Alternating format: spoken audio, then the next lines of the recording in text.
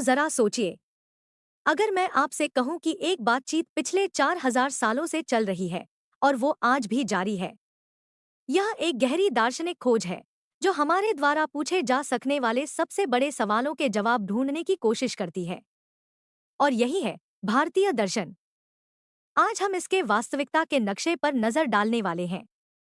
यह सब क्या है, क्यों जीवन इतना संघर्षों से भरा है, और सबसे बड़ा सवाल, क्या इस सब से सचमुच स्थायी रूप से मुक्त होने का कोई रास्ता है? हजारों वर्षों से भारत के विचारकों के लिए यही सबसे जलते हुए प्रश्न रहे हैं। ठीक है, तो सबसे बड़ा मुद्दा जिसे लगभग हर दार्शनिक परंपरा हल करना चाहती थी, उसे संसार कहा जाता है। यह सिर्फ पुनर्जन्म नहीं है। यह विचार है कि हम सभी जन्म, मृत्यु और पुनर्जन्म के अंतहीन चक्र में फंसे हुए हैं।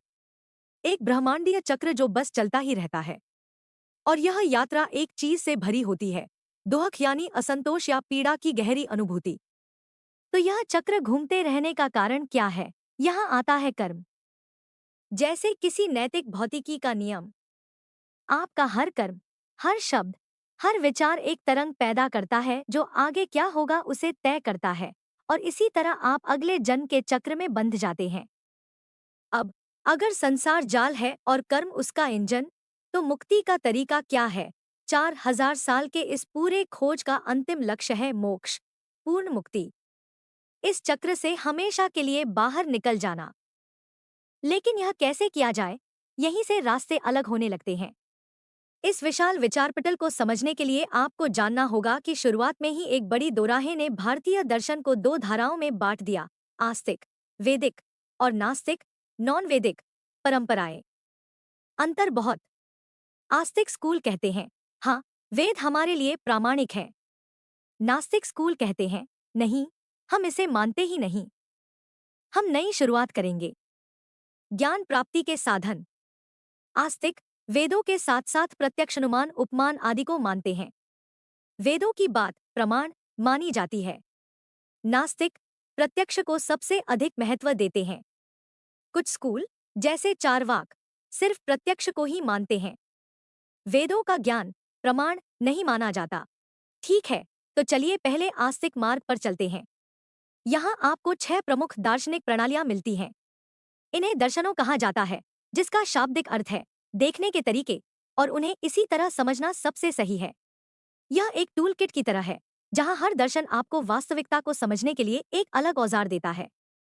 सबसे पहले हमारे पास दो स्कूलों की एक जोड़ी है, जो एक दूसरे के साथ बेहद सुंदर ढंग से काम करती है। न्याय दर्शन पूरी तरह तर्क पर केंद्रित है। यह इस बात पर ध्यान देता है कि हम कैसे जानें कि हमारा ज्ञान वास्तव में सही है। फिर इसका साथी दर्शन, वैशेषिक, उस तार्किक टूलकिट को लेता है और उसे भौतिक दुनिया पर लागू करता है। और जो निष्कर्ष यह देता है वह काफी चौंकाने वाला है। यह एक प्रारंभिक परमाणुवाद प्रस्तुत करता है, जो कहता है कि सब कुछ सूक्ष्म, अविभाज्य कणों से बना है। अब हमारे पास सिद्धांत और अभ्यास की यह क्लासिक जोड़ी है। यह कहता है कि सब कुछ, और मेरा मतलब है सचमुच सब कुछ, दो मूल तत्वों से बना है। पहला है पुरुष, जो शुद्ध, शांत चेतना है। वह हिस्सा है जो सिर्फ देखता है। फिर है प्रकृति, जो वह सब है जिसे देखा जा रहा है। विचार, भावनाएं, शरीर, सब कुछ जो बदलता, चलता और रूप लेता है। तो यदि यह सिद्धांत है, तो योग उसका अभ्यास है। यह देखने वाले और देखे जाने वाले के बीच भेद समझने की मार्गदर्शिका है। पतंजलि द्वारा दिया गया पूरा सिस्टम भीतर की ओर की एक अत्यंत व्यवस्थित यात्रा है। यह शुरू होता है आपकी नैतिकता से, आप दुनिया में कैसे व्यवहार करते हैं, फिर शरीर और श्वास पर आगे बढ़ता है। इसके बाद आप अपनी इंद्रियों को भीतर की ओर खींचते हैं, एक एक कदम करके साधारण एकाग्रता से गहन ध्यान की ओर जाते हुए अंत में संपूर्ण लीनता, समाधि तक पहुंचते हैं। हमारी अंतिम आस्तिक जोड़ी मुक्ति के उस अंतिम लक्ष्य तक पहुंचने के दो बिल्कुल भिन्न मार्ग प्रस्तुत करती है। पहला है मीमांसा दर्शन, जो पूरी तरह कर्म पर आधारित है। यह मानता है कि सबसे महत्वपूर्ण है वेदों में बताए गए अनुष्ठानों को पूर्णता और सावधानी से करना। लेकिन फिर आता है वेदांत, जिसका अर्थ है वेदों का अंत, और यह लगभग विपरीत बात कहता है। यह कहता है कि मुक्ति अनुष्ठानों से नहीं, ज्ञान से मिलती है। यह अपने वास्तविक स्वरूप को समझने के लिए गहरी आत्मजिज्ञासा का मार्ग है। वेदांत ने स्वयं भारतीय इतिहास की सबसे बड़ी और महत्वपूर्ण दार्शनिक बहसों में से एक को जन्म दिया। और यह सब एक प्रश्न पर केंद्रित था, व्यक्तिगत आत्मा और ब्रह्मा परम वास्तविकता के बीच असली संबंध क्या है। पहले आते हैं शंकराचार्य और उनका अद्वैत दर्शन, जो एक अत्यंत क्रांतिकारी दावा करता है आप वही परम वास्तविकता है, अलग होने का अनुभव सिर्फ एक भ्रम है। फिर रामानुज आते हैं और कहते हैं, रुकिए, बात इतनी सरल नहीं है। वे अलग हैं, लेकिन कभी अलग किए नहीं जा सकते, बिल्कुल आत्मा और शरीर की तरह। ठीक है, अब हम पारंपरिक आस्तिक रास्ता छोड़कर दूसरी तरफ चलते हैं। यहीं हमें मिलते हैं बागी, अलग सोच रखने वाले दार्शनिक। उन्होंने एक बिल्कुल नया रास्ता चुनने का फैसला किया और ऐसा करते हुए उन्होंने भारतीय परंपरा के सबसे चुनौतीपूर्ण विचार प्रस्तुत किए। सदियों तक आत्मा, आत्मन, जो आपके भीतर का शाश्वत अपरिवर्तनीय तत्व माना जाता है, उस पर बहस चलती रही। और फिर बुद्ध आते हैं और एक ऐसा सवाल पूछते हैं जो पूरी बहस को हिला देता है, क्या हो अगर शुरुआत से ही कोई स्थायी अपरिवर्तनीय आत्मा हो ही नहीं। यह विचार कहता है कि जिसे आप बुद्ध कहते हैं, वह वास्तव में बदलते हुए तत्वों का एक अस्थायी समूह है। विचार, भावनाएं, संवेदनाएं, इन सबको जोड़कर रखने वाला कोई ठोस केंद्र नहीं है। अब इन गैर वैदिक मार्गों में एक और है, जैन धर्म, और यह सबसे प्राचीन परंपराओं में से एक है। इसका सबसे बड़ा आधार अहिंसा है। हर जीव, यहाँ तक कि सूक्ष्मतम जीवों तक के प्रति पूर्ण अहिंसा का कठोर पालन।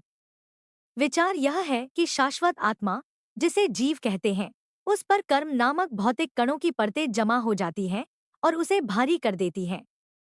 इससे मुक्त होने का एकमात्र तरीका है कठोर अनुशासन और 5 मुख्य व्रतों का पालन करके आत्मा को शुद्ध करना।